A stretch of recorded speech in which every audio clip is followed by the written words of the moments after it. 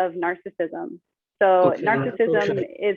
is also when you're really stuck in your own self, and it's like a past self, a present self, and a future self. So if you're very much obsessed about your past and who you were in the past or in the future, and those are all parts of that narcissism.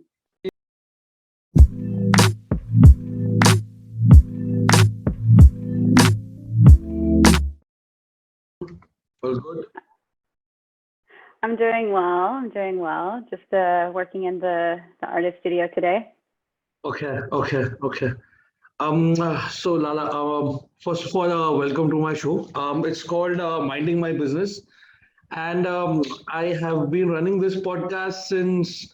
I mean, it's been a year now, and I haven't done any recording for last 6 months. And you're my second guest today, so I'm kind of reviving the show again. And I generally talk to, I mean, different people from different fields, and I love to talk. I love to know, and this podcast is actually not for people, it's for myself because I like to educate myself.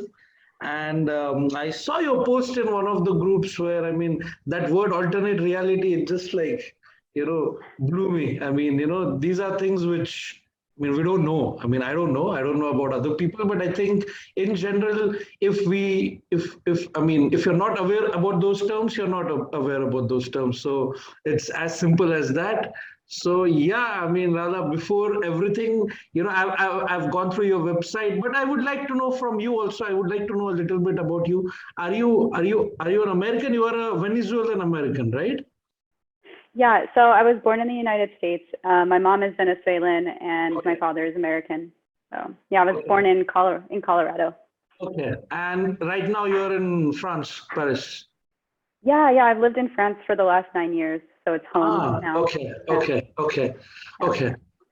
So Lala, there are a few things which today I would like to discuss about. I mean, the main part which I wanted to discuss about is mirror and reflectivity. First, I want you to tell me what it is. How, say, consider us as zero, consider me as zero right now from my knowledge level point of view. So, as a layman, how would you explain me this? And then I would like to slowly discuss, touch alternate reality. I don't know how much you would be able to explain in a short span of time, but then again, let's see, let's try, try and make myself understand what this is about. Yeah. Okay, perfect. Yeah, I'll start out by just introducing myself for anyone who's listening. I'm Lala Drona. I'm an artist and I do painting and I'm a video artist as well. A lot of the topics I work in are alternate realities, women in the digital world, and also concepts in beauty and kind of the beauty monster type of thing. A lot of my paintings are usually in grayscale and then kind of surrealist. So that it's like another world, like a dream or something. Yeah. But now I'm just starting to shift into color, and I'll talk about that later. Okay. But yeah, as far as you wanted me to talk about mirror and reflectivity. Yes. Yes. So why is the mirror so important to me? Well, the mirror in my work and just in general. So I'll just go back to where this inspiration and influence comes from. So when I was 16 years old or 15, so during when people's bodies are developing and stuff, I only developed one breast, and so it's called a unilateral breast agenesis. Yeah, And so I think you have mentioned this in your website as well. And then I had to Google because I didn't have any knowledge about it. So yeah, I mean, okay, understood. Okay, okay. yeah, it's quite rare, and on top of it, nobody talks about it because of the shame, like I guess linked to those parts of the body. And yeah, so I have no shame about that because I don't think we should Of have course. shame over our Yeah. bodies. But Yeah, I think in 2021, I think we are beyond all that. Yeah. yeah, it does take a lot of work, and I'm 33 now, and it's like I'm still like working on everything. So it does take a long time, but it's great, and I've really worked on it through my art. But so already I had these two different sides of your body that are supposed to be symmetrical, like a mirror, right? And so I used to put a mirror up to my chest when I was young, and I would look in the mirror with another mirror, like I guess kind of I don't even know how you explain that, but like sideways between my chest, and I'd turn one way to see the reflection of one breast on the other side, and then On with the my other real side, breast. yeah. And then Okay. I would do the other side, just to kind of have this idea of symmetry. And I think it helped me feel better. And I looked it up, and apparently people who are, for example, missing an arm, there are some things they can do where they put a reflection next to their arm, and it actually makes them feel better. And then see the yeah. Of Yeah. course, yes. I mean, yeah, great way. I mean, I never realized we could. I mean, I never thought this way. Yeah. Even I think, yeah. I mean, yes, I can now. Yeah. Yeah, apparently like people can actually feel their hands and stuff when they see it, and even if it's not there. So it's pretty therapeutic. But anyways, so I had to get a breast implant on one side in order to get symmetry. And so after that, I started really thinking about like natural things and the simulation of something, because it was like I was simulating this body I was supposed to have, and the mirror and things like that. And so I think when it comes to the mirror, as I got older, I created this mirror installation where it's a painting and it has asymmetric breasts on it. And then as you walk around it, it shifts from being symmetrical to asymmetric to symmetrical again. And it's this idea of the illusion of beauty and this illusion of symmetry that we're all trying to get, and we're all trying to be this perfection, but it's not possible. Yeah. Okay. I mean, it's a very different idea, though. I mean, it is something. So how what I understand is basically, I mean, again, you are showing the reflection. What you are showing, I don't know how to put it up. So you're showing your reflection in your head, whatever you feel it is. Am I saying it correctly? I mean, so basically, if say the example which you gave about one hand, okay, yeah. So one hand, when you show on that reflection, if you feel your other hand, I think that is what you're trying to project in the form of art, yeah.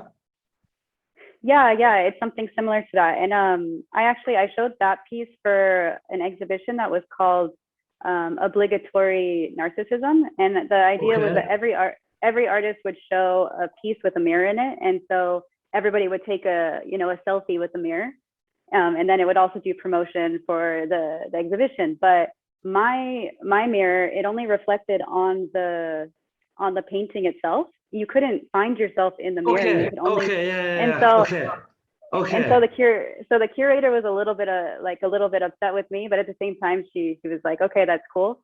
But that's also the idea of narcissism. So narcissism is also when you're really stuck in your own self, and it's like a past self, a present self, and a future self. So if you're very much obsessed about your past and who you were in the past or in the future, and those are all parts of that narcissism. And so, yeah, I think it's a lot of things with the mirror. So when did you start making these paintings, the ones with the reflection, the ones with where you are focusing on the reflection, and when did you start making these in particular, or were this always in your head from the beginning when you started? So the mirror, I started when, well, I first did that when I was probably 14 years old. But the actual painting, it was the curator of the exhibition that asked for us to do something with the mirror. And so right away in my head, I said, oh, well, I used to do that. I'll make a painting like that.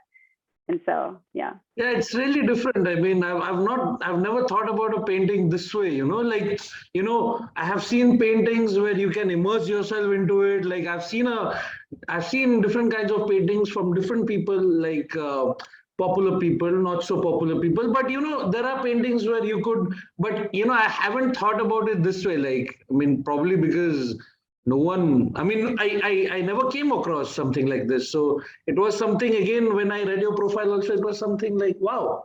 I mean, because I don't know, I haven't come across a painter like that. So yeah, that's learning for me. I mean, this is new for me. This is new. So Drona, again, sorry, I will call you Lala. Also, I wanted to know, I mean, you have mentioned in your your website that there is something which which you talk about alternate realities, and there is you talk about three different transitions. So I wanted to first know from again from your perspective what you define as alternate reality. Again, from my point of view, again what we see on TV. I mean, we've seen a lot of movies. I've seen a lot of movies. You have seen a lot of movies.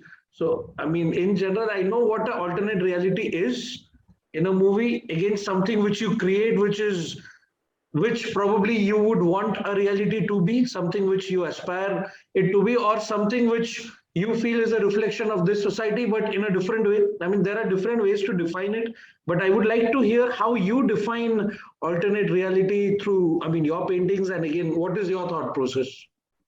Okay. Well, first of all, I think everything you said was also right. Was as alternate realities. But I think I started thinking about it. I started making a blog where I created a fictional world, and the fictional world was what I did is I took real things that happened in my life, and then I fictionalized it in order to fit into this fictional world. And the world is, I'll just tell you what the world is. It's Lala Drona. She's an artist, so it's me. She's an artist, but she runs a laboratory, and in that laboratory, she does experiments on muses, and in order to take their inspiration and use their inspiration on her in order to make her art pieces. So it's kind of a metaphor for what's the artistic process of what's going on in my head. And so just writing this fictional reality, it is an alternate reality that exists, and it does have an effect on. There is a transition into the real world, which is I make my paintings sometimes inspired by these stories. And so alternate realities for me, I think throughout my life, I've escaped a lot through art and just through imagination. So alternate realities, it could be anything. They could be dreams. Alternate realities can be, it could be your fantasizing. Fantasy, your fantasy, your dreams probably, or a reality which could be similar to this, but with some changes. Say a reality without the sun. I remember distinctively. I live here in Dubai, and they had opened the Louvre in Abu Dhabi. I mean, it's just another version. So, I mean, while I was in Google searching about that, I came across a painting where, someone, why I'm talking about this, because suddenly I remember. So it was just a Google image where somebody had painted a whole day, but without sun. What if there was no sun? There was no existence of a sun. Say something like you have those places in North America where the sun doesn't shine for 6 months.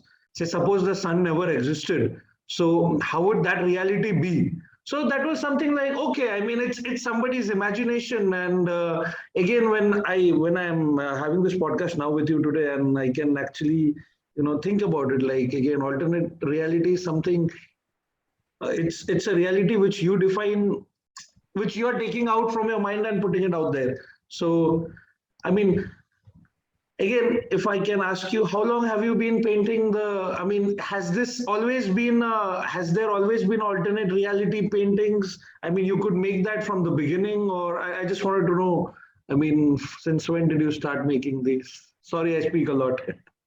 No, it's good. It's interesting. Your questions are good. I started making these paintings and I mean, I was really, really young. My mom said as soon as I could hold a paintbrush or a marker, I would be drawing or painting. So I've just always been an artist, but I think I'm also a writer. I'm a fiction writer. So I really like storytelling and fiction writing, and I've been writing fiction probably since I was 12. But I mean, even before then, as children, we imagine these worlds and things like that. But yeah, I think that I've also, something that's interesting about alternate realities or fictional realities is that you can plan as much as you want. Imagine you have a story and you know exactly how it wants to go. A lot of times you'll be writing and then halfway through you're like, wait, it's not going to end where I thought it was going to end. It's going to go somewhere else.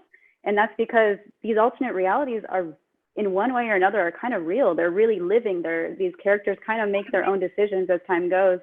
and it's actually very beautiful. And I see it a lot in my painting. Like I'll start making these circles, and then all of a sudden the circles will become a void, and then I want to go inside the black hole, and then what's on the other side of the black hole? Okay, and then we go painting to next painting to next painting until we find we're like going through this voyage. So I had a question. I don't know if it's true. Aren't most of the paintings alternate reality? I mean, everybody, I think 90% are trying to create a world which probably they wished they had, but it's not there or something like that. I mean, again, I don't know. I'm just lost in thoughts. But yeah, I'll leave it a question. I'll not ask you to answer it. It's very it's very.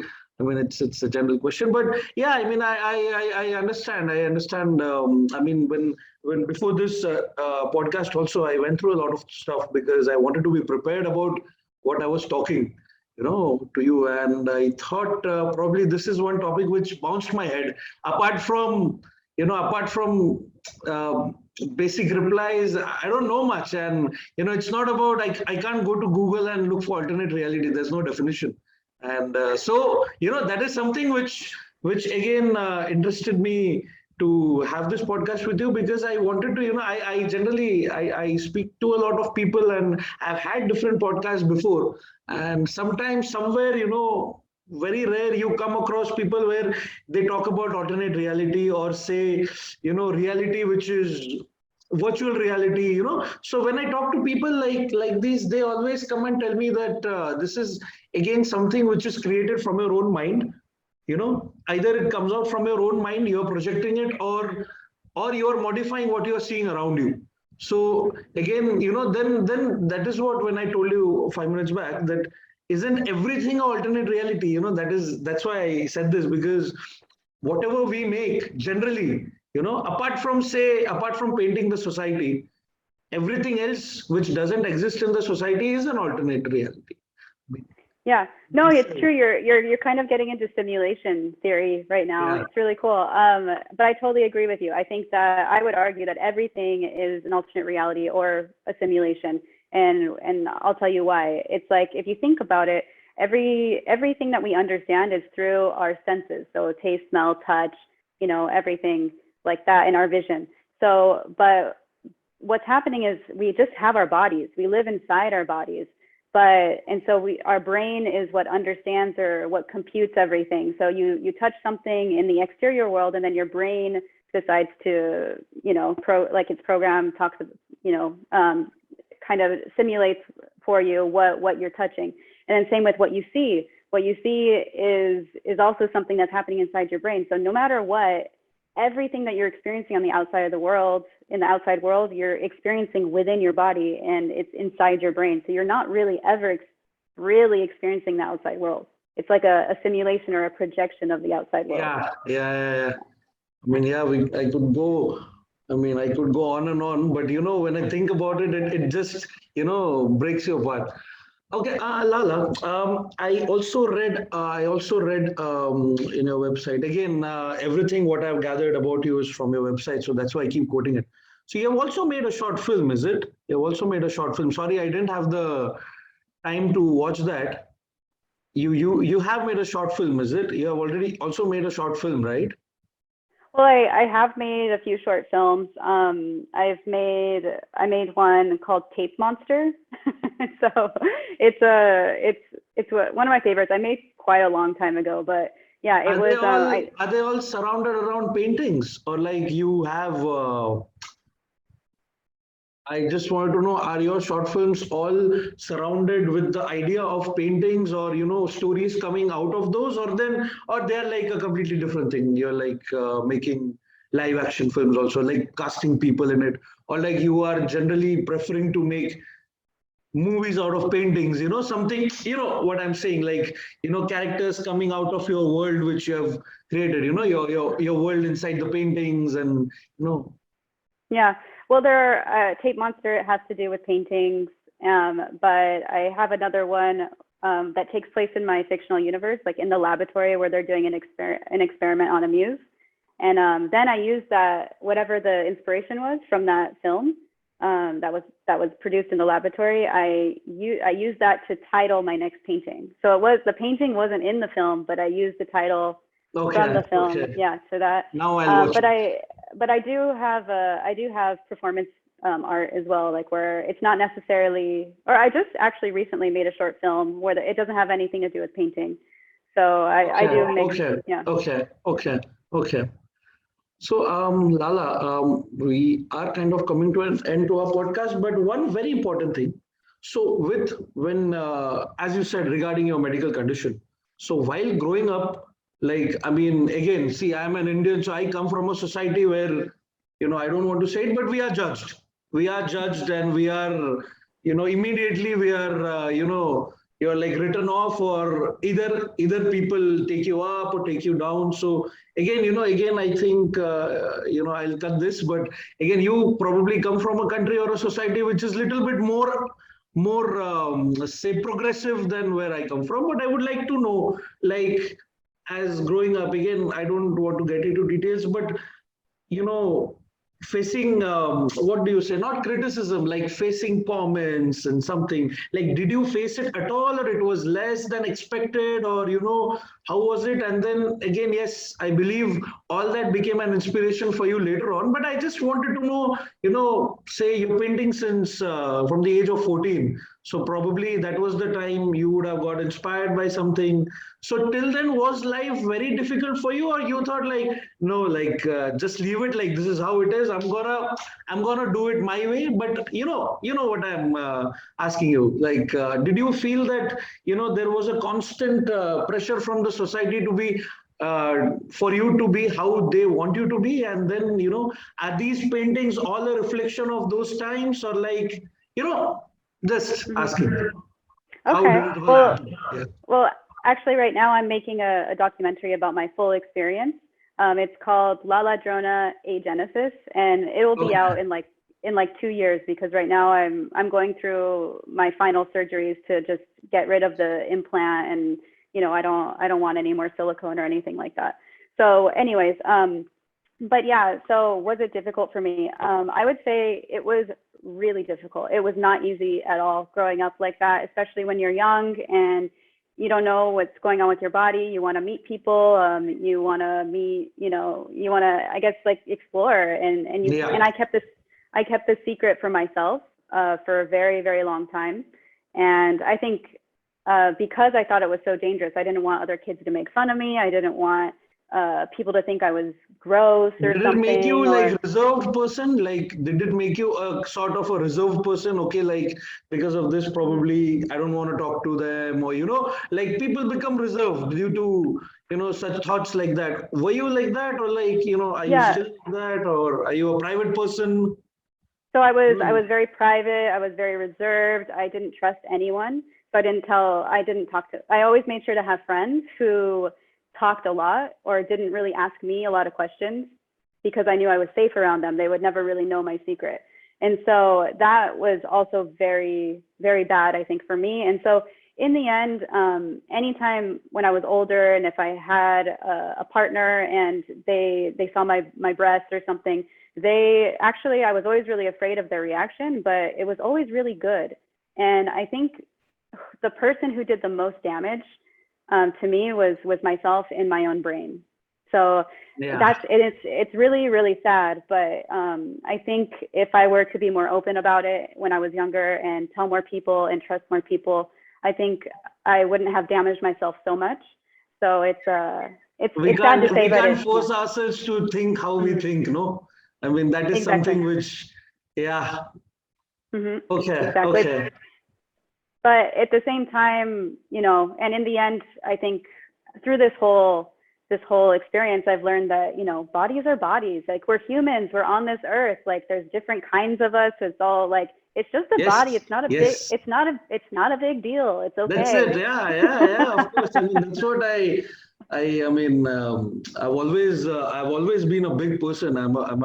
I am a fat person. I'm a big person, and I mean, I won't say like I have faced a lot of, say, not flack, a lot of comments during growing up, but then it did affect me at times, but then again, right now it affects me because it is bad for health, but not for because I'm supposed to be like this in front of a society. No, like I don't give a damn. I stopped giving a damn like say 15, 16 years back. Yeah, right now, yes, I need to take care of my health because yeah, to be alive. But apart from that, no. I mean, how the society wants, no way. I mean, yeah, this Yeah. is something again, I think I mean, I don't know. I think we come from an era where probably, probably now when a kid grows up like this, probably he or she won't, maybe less, maybe probably the society is educated enough to educate them again that you don't feel this way, child, because this is not the way. But I think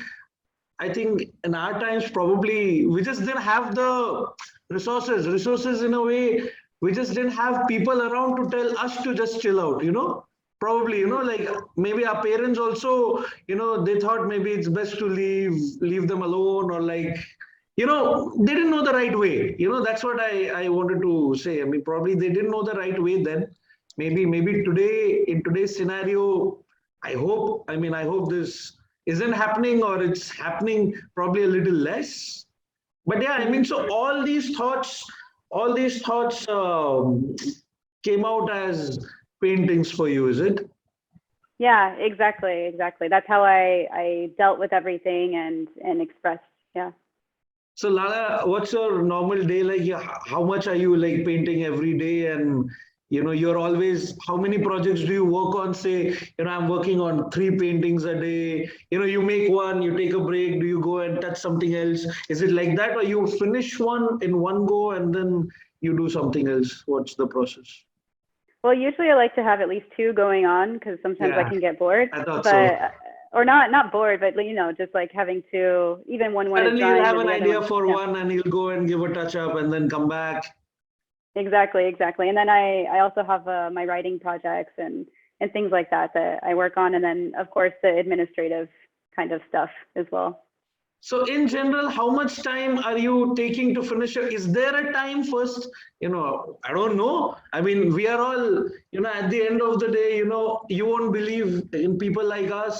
You invite us to a gallery, we'll go there, we'll love it, but we don't know what pain has been, what the artist goes through while making it. We don't understand Hmm. that. So I wanted to know, like, is there a definite time you have, like, say, 4 months, 5 months, 1 month, or like a painting could take 1 year and the another one could get over in a month? Like, is it Yeah. like that, or like, or Well, you I'll tell have you. a time frame in your head? Yeah. Well, I'll tell you the answer every artist likes to give, and then I'll give you the answer you're looking for. So the answer that when someone says, "Oh, how long does it take you to paint one of these?" Of You course, say, yeah. you say 33 years. Like, I'm 33 years old. It took me Yes, 33 years to build the technique, to do everything, to get yes. me to this painting, you know? But if you want to know how long it takes me now to make a painting, I would say if I'm working on it almost every day, it could be like 2 weeks for Oh, like 1 meter by 1 meter, if I'm like really motivated. 2 weeks, or otherwise like a month, maybe. Yeah, I like to give myself a month. Yeah, Month, just yeah. to give Okay, myself okay, enough time to okay. do other projects. Yeah, Okay. No, yeah. I had no idea. So this is just to understand, I've never asked a painter how much time. I've met a few, not many, I've met a few, not many, but when I ask them, they give me that same answer, which like, oh, we are just artists and it could take forever. But like, I just want to know how much time you take. So they never answer me that question. So I thought I'll try it with you again and I'll get to know. And yeah, Lala, I mean, I think I have come to an end to this podcast. Like, I have kind of got an idea about a little bit. I mean, I can't say I've got a complete idea, but now I'll go back and read about these things. I think alternate realities are something which it's beyond the definition of alternate reality. I think there's a lot more which people need to explore. I think for their own. I think alternate reality is something which people should explore for their own peace of mind. I think that is something, and I think alternate reality could be explored in any way. no, painting is a way. It could be explored in any way, and I think it was a very nice discussion and very educative because I mean, I know I spoke a lot, but believe me, I've gathered a lot today from you also. And thank you, Lala. Thank you for coming this morning. I know you are busy. You are a busy person, popular busy person. So thank you for taking out time. And my name is Avi. Sorry, I tell this in the end. My name is Avi, and thank you very much, Lala. Thank you very much, and good luck with all your work. And I hope probably I would like to do another session on just on alternate reality sometime later, just to discuss that. Today we were discussing you, so next time we'll probably discuss just alternate reality because that is something I like it. I like it, but I would like to talk with people who are specialized in that. So yeah, I mean that's about it, Lala, and thank you very much. Thank you so much. Okay, thank you, Avi. And yeah, anytime if you want to talk again in the future sometime about alternate realities, of course, I'm here to do that. Also, if anyone wants to know, my Instagram is at Drona Lala. It's DRONALALA. And then my website will put is that up in the description. Don't worry, I'll put your website up in the description. And people who are watching, she's Lala Drona. Please check her website out. Please check her Instagram. Thank you very much, Lala. Have a nice day. Thank you, Cheers. Avi. Thank See you. ya.